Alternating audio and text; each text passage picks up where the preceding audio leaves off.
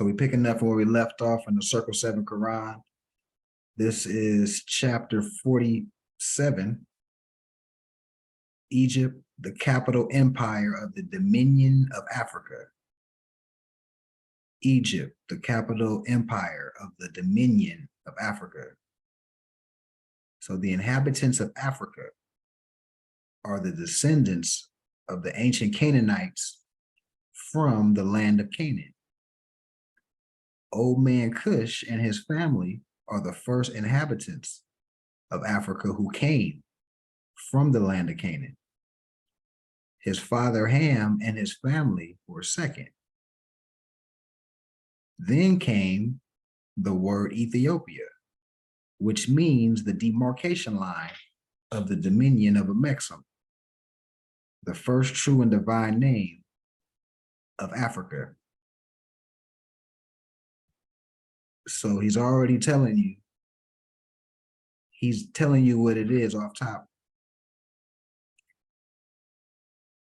The true divine name of Africa is Amexem. So he's laying that foundation. He's making that clear. Amexem. So therefore, truly it's Amexem. The dividing of the land between Father and the Son,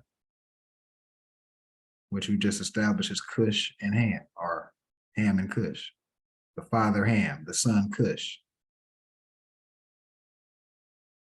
The dominion of Cush, northeast and southeast Africa, and northwest and southwest Africa was his father's dominion.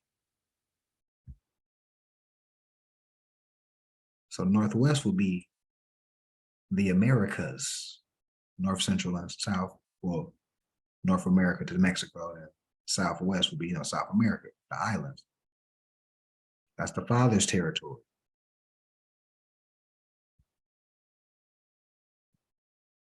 And logically, if the father's older, that means the land in Northwest would be older than the land. I'm just, in later years, many of their brethren from Asia and the Holy Lands joined them.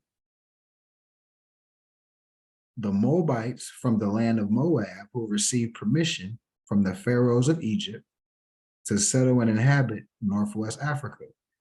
They were the founders and are the true possessors of the present Moroccan Empire, with their Canaanite, Hittite, and Amorite brethren who sojourned from the land of Canaan, seeking new homes. Their dominion and inhabitation extended from northeast and southwest Africa across the Great Atlantis, even into the present North, South, and Central America, and also Mexico and the Atlantis Islands, there before the great earthquake which caused the Great Atlantic Ocean. The Nile River was dredged and made by the ancient pharaohs of Egypt in order to trade with the surrounding kingdoms. Also, the Niger River was dredged by the great pharaoh of Egypt in those ancient days for trade, and it extends eastward from the River Nile westward across the Great Atlantis. It was used for trade and transportation. According to all true and divine records of the human race, there is no Negro, black, or colored race attached to the human family, because all the inhabitants of Africa were and are of the human race, descendants of ancient Canaanite nation from the Holy Land of Canaan. So once again, he's saying Africa to reach the people he was talking to, but he already established way in the beginning that it's Amexem. That's the true divine name, Amexem. What your ancient forefathers were, you are today without doubt or contradiction. There is no one who was able to change man from the descendant nature of his forefathers, unless his power extends beyond the great universal creator, Allah himself. These holy and divine laws are from the prophet, Noble Drew Ali, the founder of the uniting of the Moorish Science Temple of America. These laws are to be strictly preserved by all members of the temples of the Moorish Science Temple of America, that they will learn to open their meeting and guide it according to the principles of love, truth, peace, freedom, and justice. Every subordinate temple of the Grand Major Temple is to form under the covenant or agreement of love, truth, peace, freedom, and justice, and to create their own laws and customs,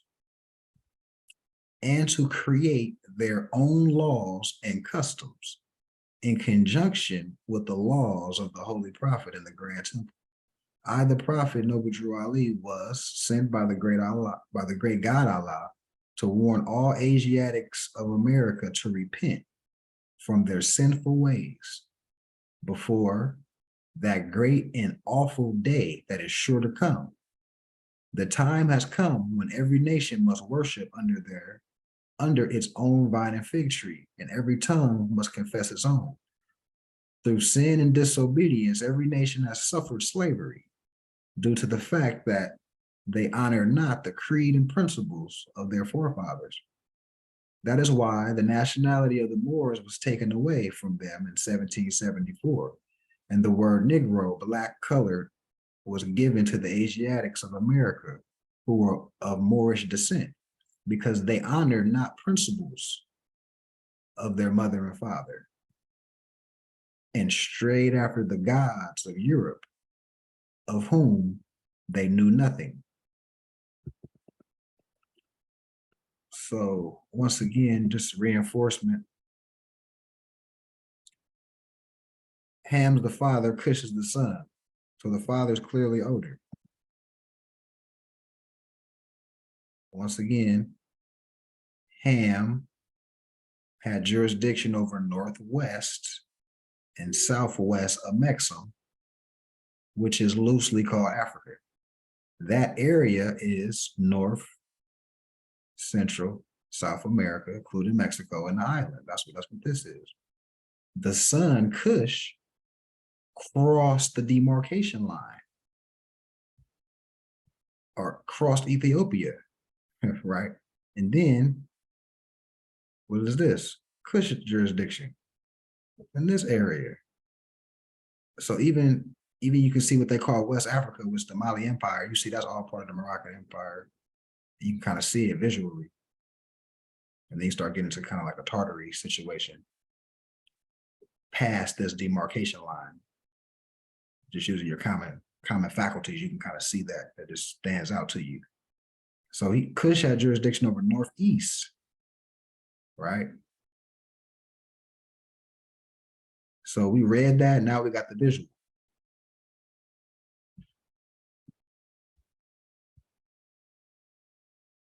All right, so I'm gonna open the floor.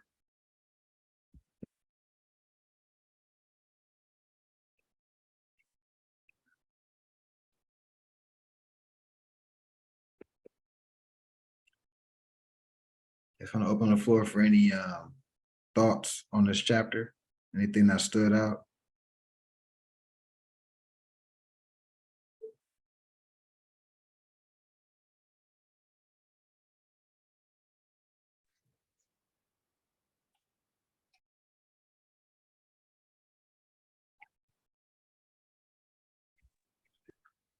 Islam, number 8 and 13, I think it was.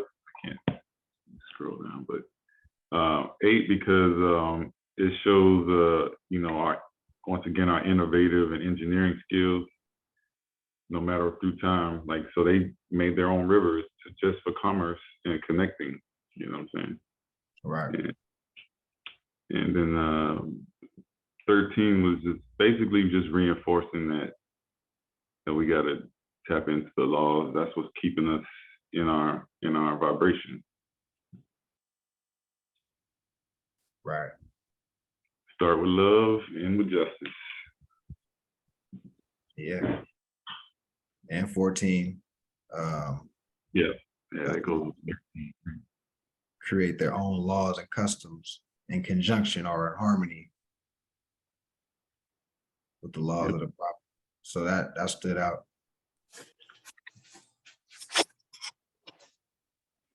You said fourth, yeah. That's how they coming under their own vine and fig tree. You know what I'm saying? Being in honor.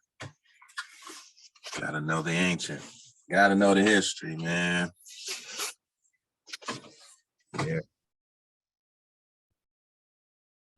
Any other thoughts before we transition to astro diagnosis? Yeah, but number 10 though, like, cause the prophet laid all this out so well that it's like, yo, if you just read it and you like just slow it down, even just to comprehend it. Like we hear a lot of the elders, regurgitate a lot of this stuff because it's like the prophet speaking through everybody because it's really in the literature. The answers to most of the questions that we be seeking literally just in the same book, all the holy books, you know what I'm saying? The scarred secret books, the text about who we are as a people, and like the way he places it in just certain chapters where everything be in one chapter. And then people just, most people just read over it, because their comprehension be a little off. But like that, what your ancient forefathers were, you are today without a doubt and contradiction. Number 10. Like, I could see that in some of the, some of the Moors out putting out work and stuff, because you could just feel the energy, what's genuine and what's real.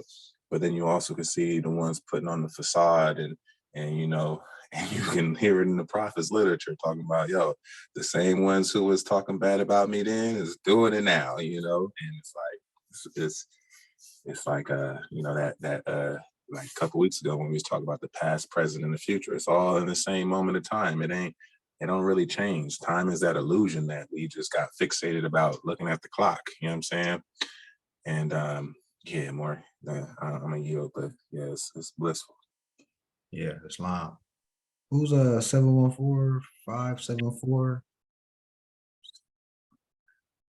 1669.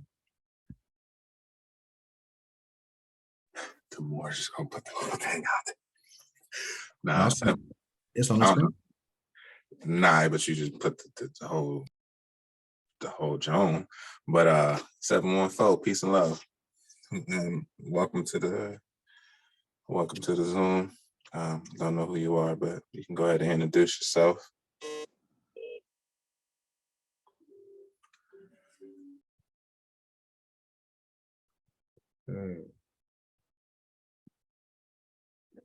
All righty, so let me just transition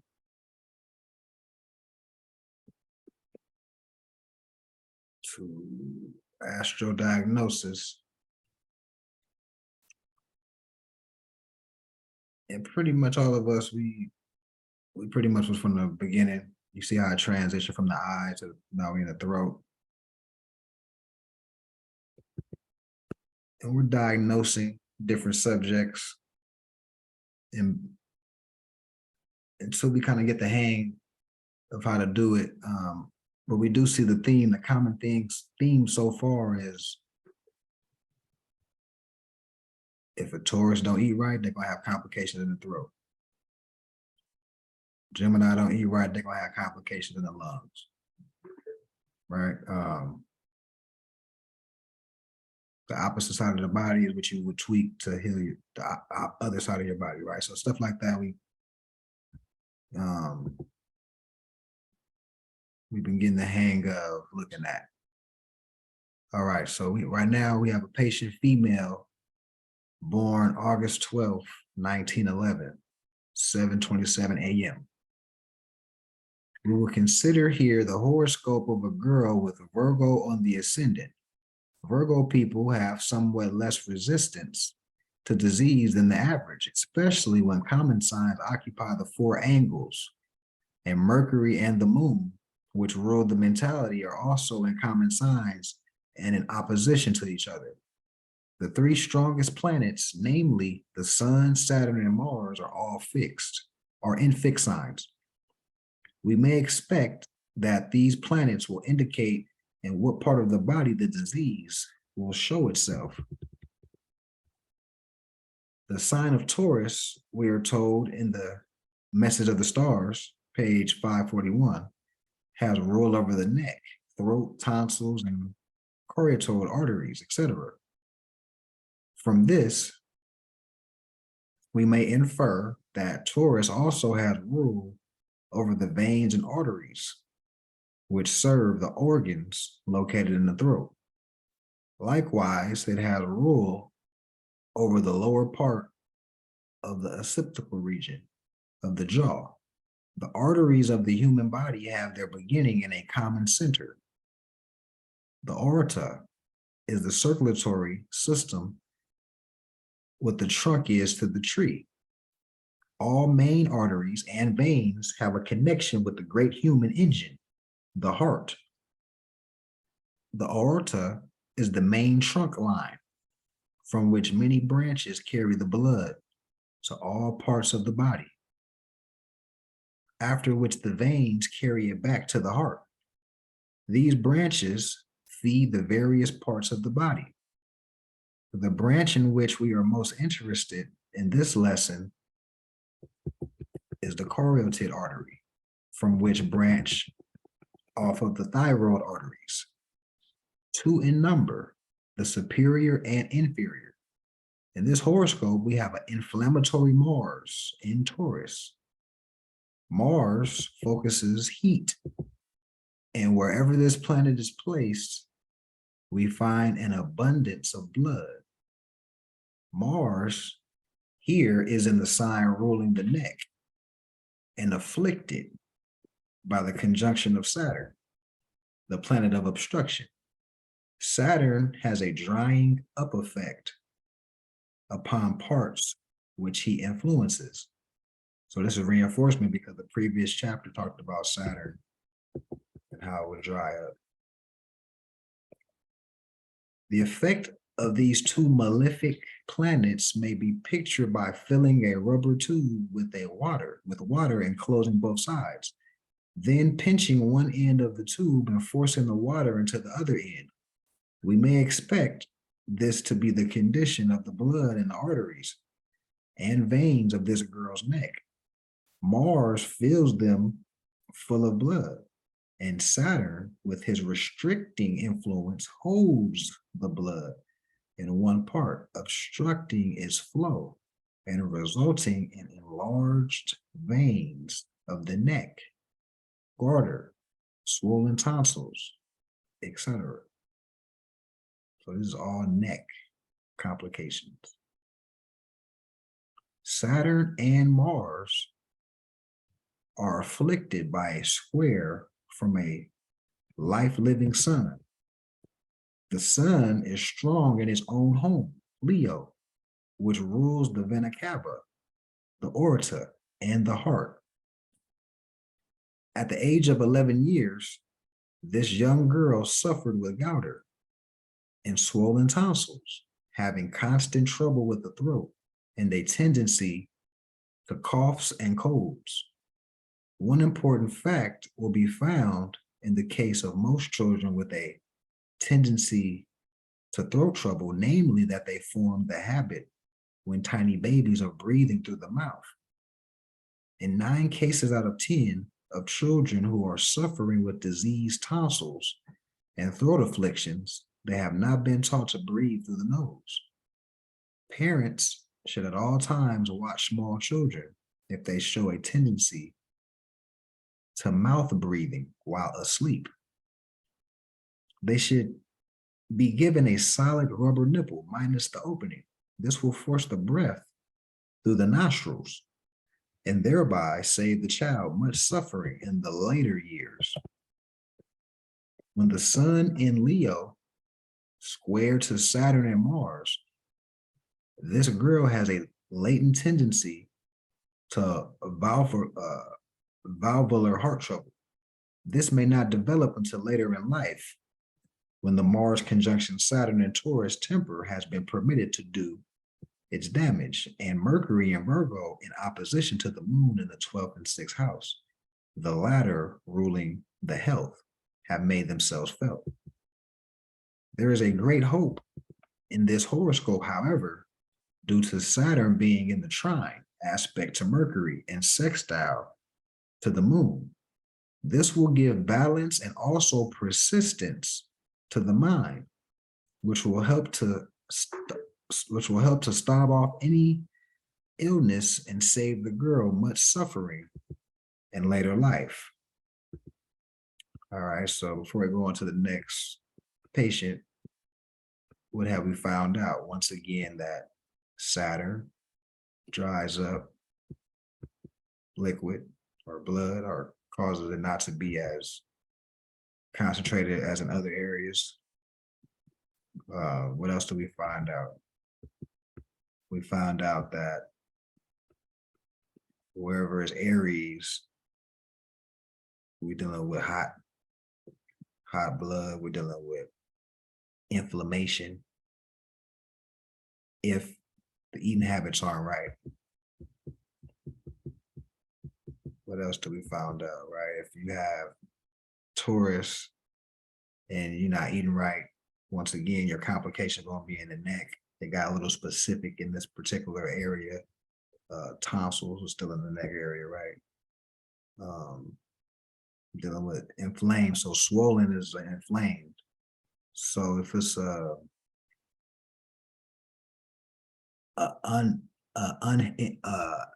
inharmonious conjunction dealing with Aries or Mars, rather, then you're gonna deal with inflammation. So swollen tonsil out there, yeah, the Mars is in Taurus dealing with this person. So, right. So inflamed in the neck.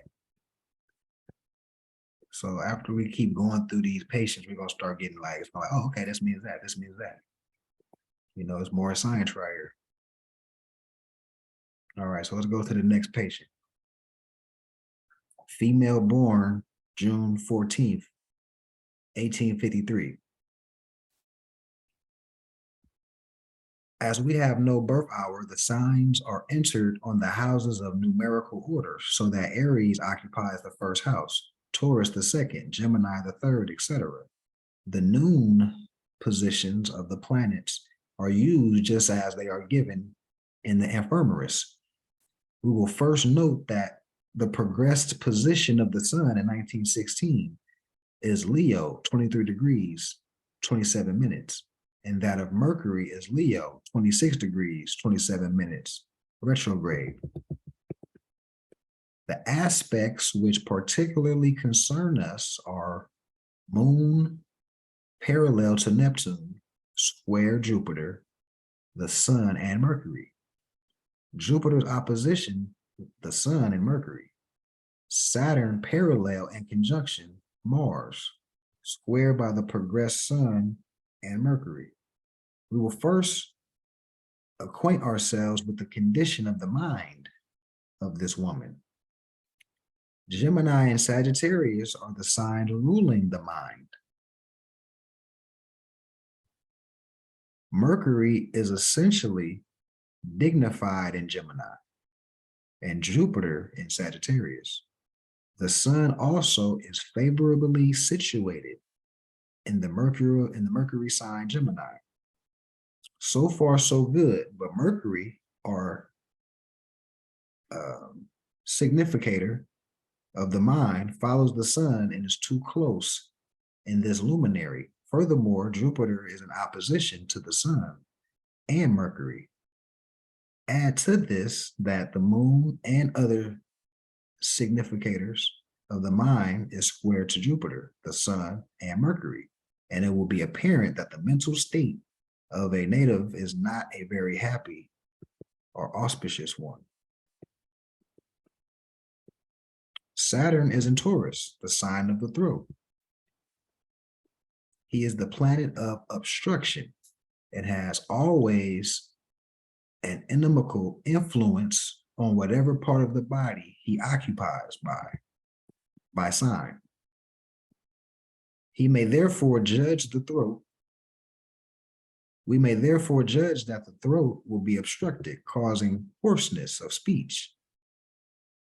And we may also be sure that Saturn has an effect in the opposite sign, Scorpio, which governs the generative and eliminative organs. Saturn is old, clammy, and moist. Mars is hot and dry. he is positioned in the sign Taurus, closely conjoined and parallel with Saturn, giving a tendency of inflammation and swelling. In the region governed by the opposite sign, he would produce scaling urine and copious menses. Thus, two inimical forces of opposite natures have been at war in the region of the throat from birth on, but the case did not become really acute until 1914. Then the moon, by progression, reached the opposition of the radical sun and Mercury, and at the same time, the sun, by progression, came within orb of a square to Saturn and Mars from the sign Leo, which governs the heart. The keynote of Saturn is obstruction, and in Taurus, he is particularly powerful with respect to the heart action, for he governs the femogastric nerve, which produces cardiac inhibition. On the other hand, when the dynamic energy of Mars is directed by a square to the progressed sun in Leo, violent palpitation is bound to be the effect. Thus, the enormous range of heart action attended upon the exophthalmic gouter is produced in this case. We also find that Saturn is near a conjunction with the Pleiades, located in Taurus 29 degrees, and his square to the progressed sun has an effect upon the eyes, which protrude in people's affected with exophthalmic gouter. Okay, so protruding eyes, that's the clinical term for that. Okay, I always wondered what that condition was called. Exophthalmic gouter. The configurations of the significators of mind previously mentioned, coupled with the absence of radical squares and oppositions to Saturn and Mars, indicate the basic cause of the patient's condition. The basic cause of the patient's condition is mental.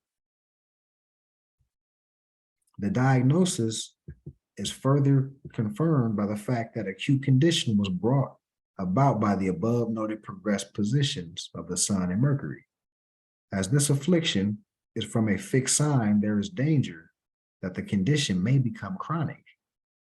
If the person, however, is placed in a quiet, cheerful environment, and if she can be taught to wean herself from her morbid imagination, there is a good chance of a permanent cure being accomplished when the sun gets out of the orb of its square to Saturn and Mars, particularly if the proper diet is adopted.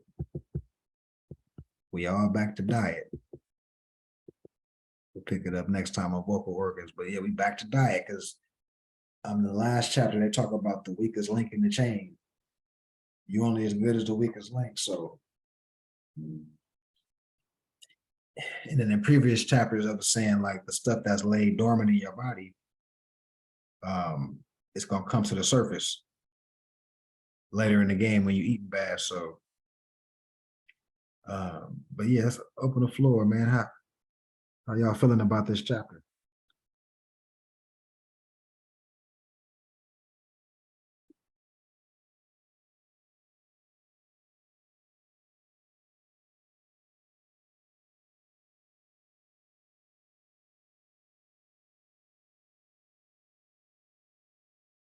Fernando Bay, okay.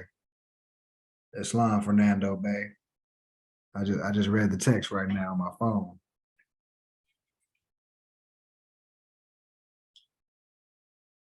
Yeah, let me know if you had any questions too, just in general.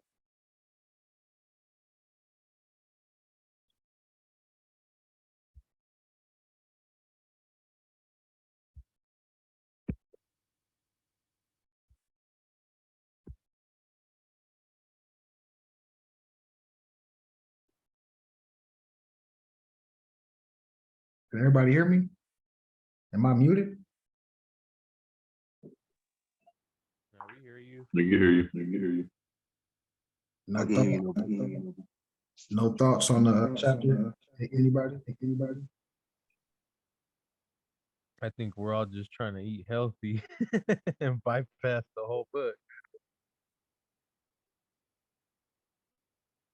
But yeah, I feel it, man. That was pretty crazy about the Taurus and Mars with the throat and all that. Yeah, once again, like a lot of the concepts, like the sextiles and conjunctions and stuff like that. If you weren't kind of following from the beginning, you'll get kind of lost on what that means. Like, so I would highly recommend you going back to the beginning, whoever didn't catch the beginning. And I just got your text, brother, like to unmute yourself, it should be a icon